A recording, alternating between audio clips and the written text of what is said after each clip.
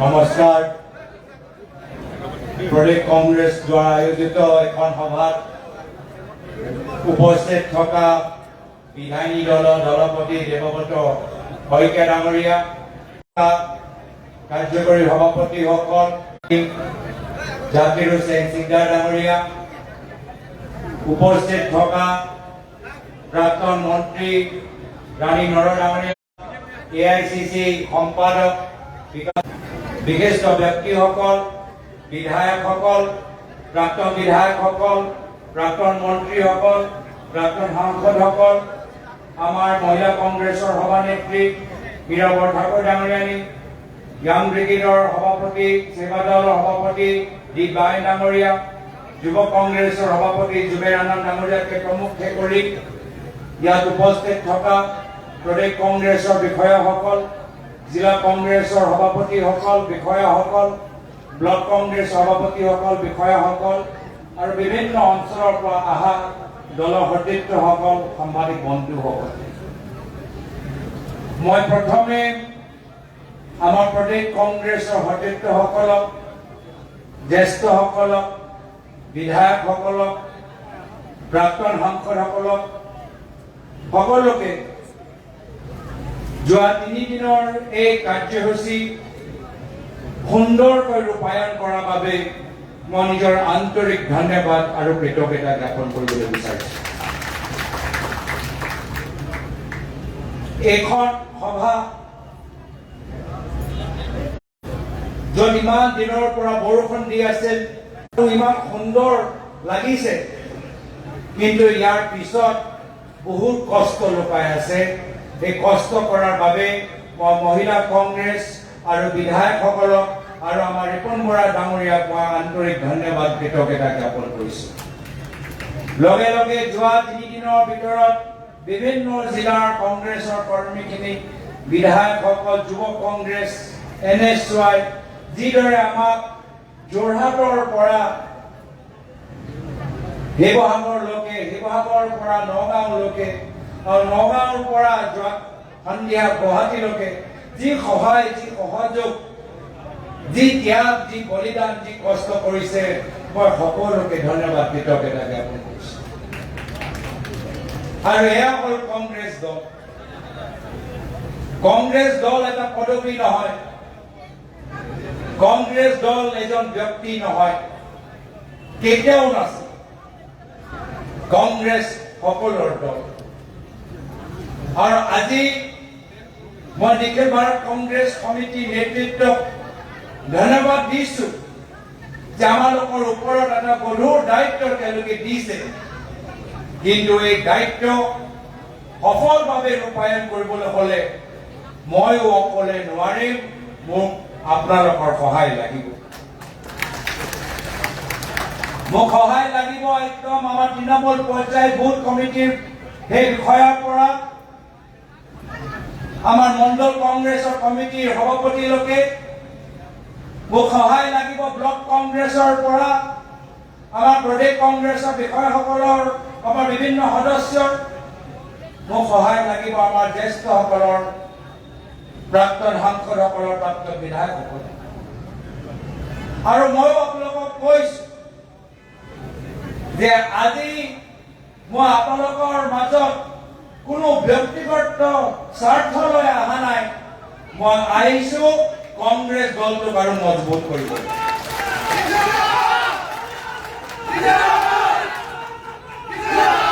মই কোনো ব্যক্তিগত স্বাৰ্থ লৈ অহা নাই, মই আহিছোঁ মঞ্চত বহি থকা যিমানবোৰ আমাৰ কংগ্ৰেছ দলৰ নেতাসকল আছে, নেত্ৰীসকল আছে, তেওঁলোকৰ হাত মজবুত কৰিবলৈ মই আহিছোঁ।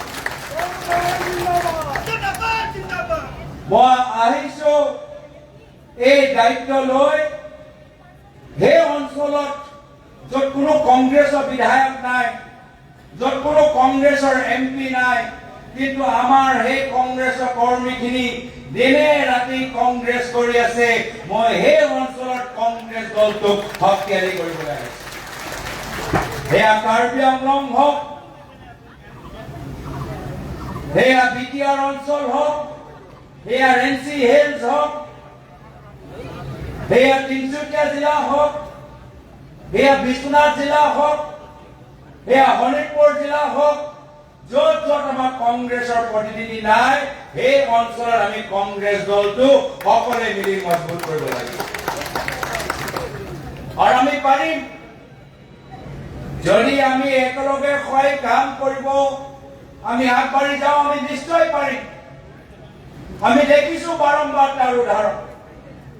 যোৱা বছৰ মই যোৰহাটৰ কথা নকওঁ, কথা ক'বলৈ বিচাৰো।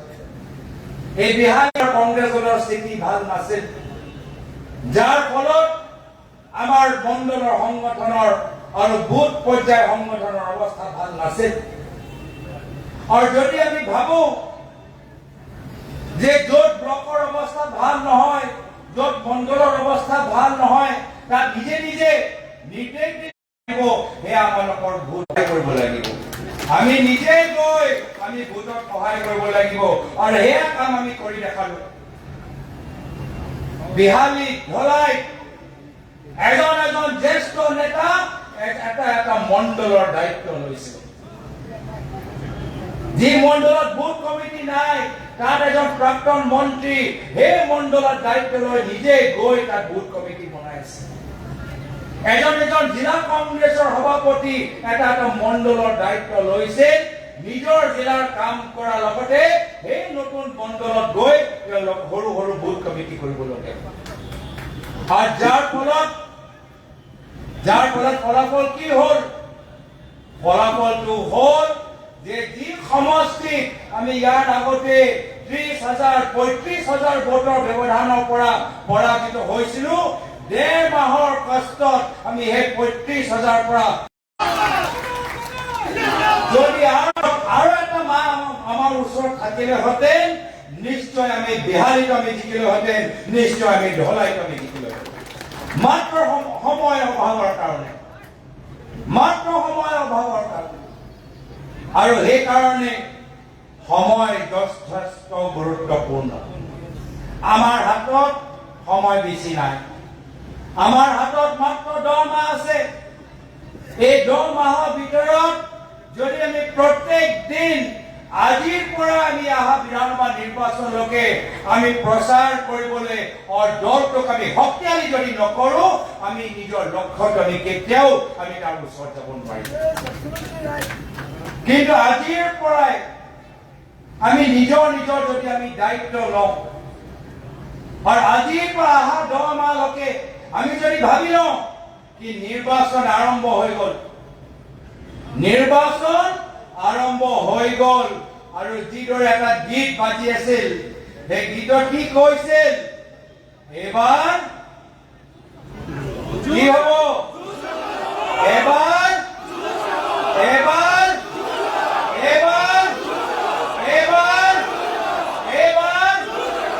যদি এই কথাটো আপোনালোকে মনত ৰাখিব, নিশ্চয় বিজয় আমাৰ লোকৰ হ'ব।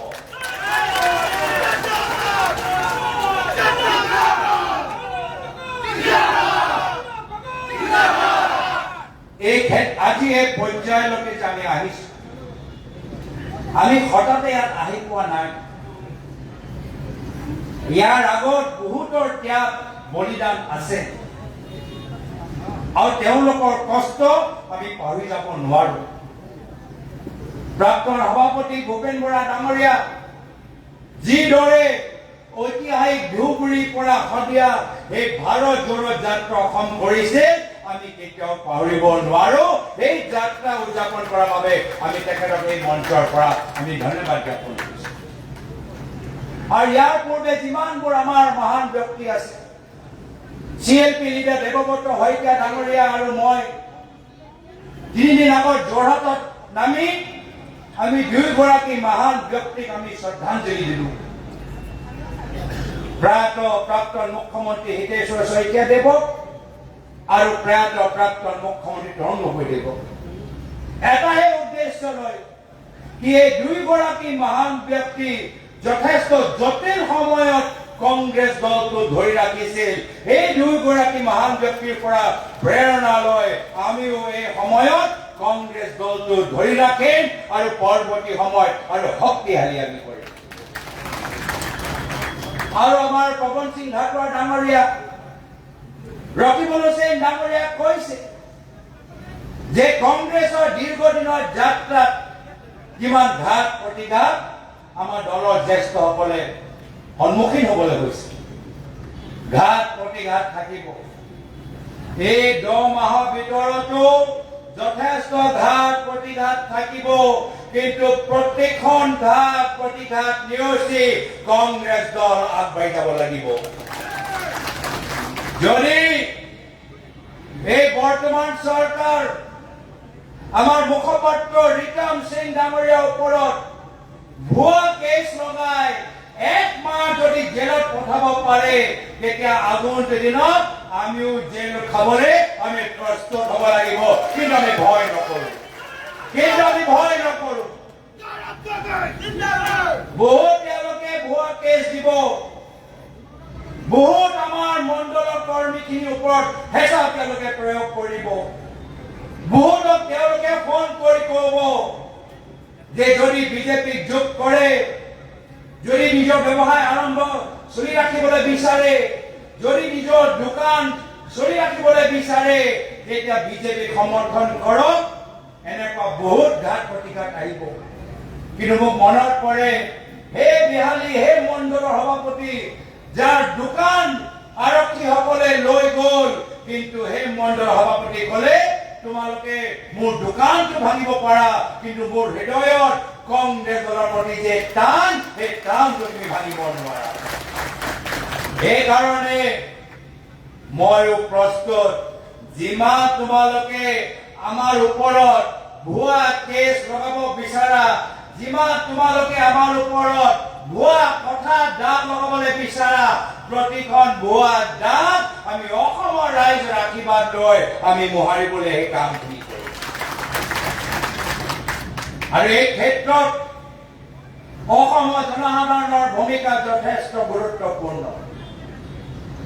হয়, কংগ্ৰেছ দল আমাৰ বিৰোধী মঞ্চৰ ভিতৰত আটাইতকৈ শক্তিশালী দল, আটাইতকৈ বিশাল দল। কিন্তু মই নিজে দেখিছো যোৰহাট লোকসভা নিৰ্বাচনত কংগ্ৰেছ দল আছিল, কিন্তু কংগ্ৰেছ দলতকৈ অসমৰ জনসাধাৰণ, যুৱ সমাজ, মহিলা সমাজ, বয়োজ্যেষ্ঠসকলৰ আশীৰ্বাদ পোৱাৰ পিছতহে আমি যোৰহাট লোকসভা নিৰ্বাচনত আমি বিজয় লাভ কৰিলো। আৰু সেইকাৰণে এই মঞ্চৰ পৰা মই অসমৰ জনসাধাৰণক বিনম্ৰভাৱে অনুৰোধ জনাইছো যে কংগ্ৰেছ দলেও অকলে কৰিব নোৱাৰিম, আমিও অকলে কৰিব নোৱাৰিম। আমি সমাজৰ প্ৰত্যেক বৰ্গৰ সহায়, আশীৰ্বাদ, সমৰ্থন এই মঞ্চৰ পৰা বিচাৰিছো। আমি বিচাৰিছো খেতিয়কসকল আমাক যোগ দিয়ক, আমি বিচাৰিছো বয়োজ্যেষ্ঠসকল, বুদ্ধিজীৱীসকল আমাক পৰামৰ্শ দিয়ক, আমি বিচাৰিছো নৱপ্ৰজন্ম ওলাই আহা, আমাক তোমালোকে সহায় কৰা। আমি বিচাৰিছো মহিলাসকল, বিভিন্ন জনগোষ্ঠী জনজাতিসকল, বিভিন্ন সামাজিক সংগঠনসকল, বিভিন্ন দল ওলাই আহা। আমি সকলে একত্ৰিত হৈ নিজৰ স্বাৰ্থৰ কাৰণে নহয়, অসমৰ আমাৰ ভূমিপুত্ৰ খিলঞ্জীয়া মানুহৰ স্বাৰ্থত, অসমৰ নিৰাপত্তা দিয়া স্বাৰ্থত, অসমক লোকতান্ত্ৰিক আদৰ্শ জীয়াই ৰখাৰ স্বাৰ্থত আহক আমি সকলে একগোট হৈ এই বিজেপি চৰকাৰক বিদায় দিওঁ।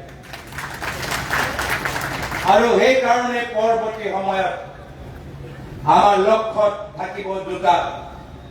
নিজৰ দলৰ স্থিতি সবল কৰিবই লাগিব, নিজৰ ব্লক, মণ্ডল, বুথ কমিটি সবল কৰিবই লাগিব, নিজৰ ভাতৃ ভগ্নী সংগঠনক সকলক সময় দিব লাগিব, বিভিন্ন জনগোষ্ঠী জনজাতি বিভিন্ন বৰ্গৰ মানুহক আজি নিজৰ দলৰ ভিতৰত স্থান দিব লাগিব, জিলা কংগ্ৰেছৰ স্থান দিব লাগিব, যুৱকসকলক মহিলাসকলক প্ৰাথমিকতা দিব লাগিব, বয়োজ্যেষ্ঠসকলে অলপ স্থান যুৱকসকলৰ কাৰণে এৰি দিব লাগিব, যুৱকসকল বয়োজ্যেষ্ঠসকলৰ ওচৰত গৈ তেখেতৰ আশীৰ্বাদ বিচাৰিব লাগিব।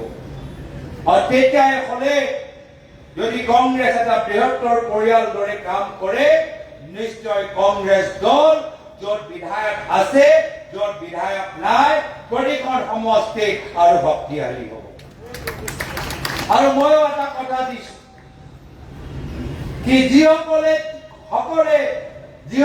কংগ্ৰেছৰ বাবে কষ্ট কৰি আছে আপোনালোকৰ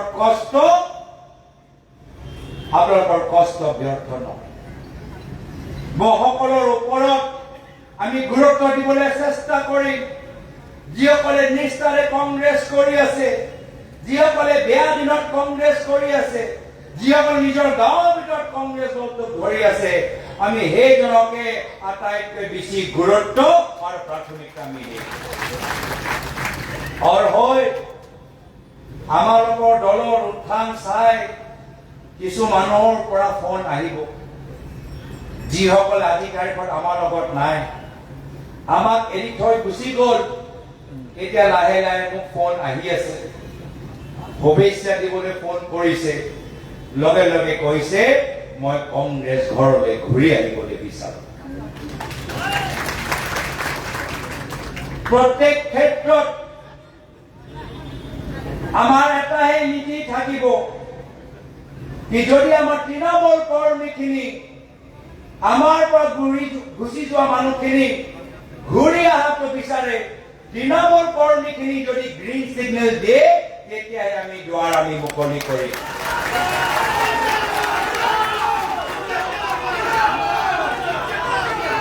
হয় যদি তৃণমূল কৰ্মীখিনি এই ৰেড ফ্লেগটো দেখাই দিয়ে আমি তেওঁলোকৰ ট্ৰেইনটো আমি বাহিৰত আমি ৰাখিব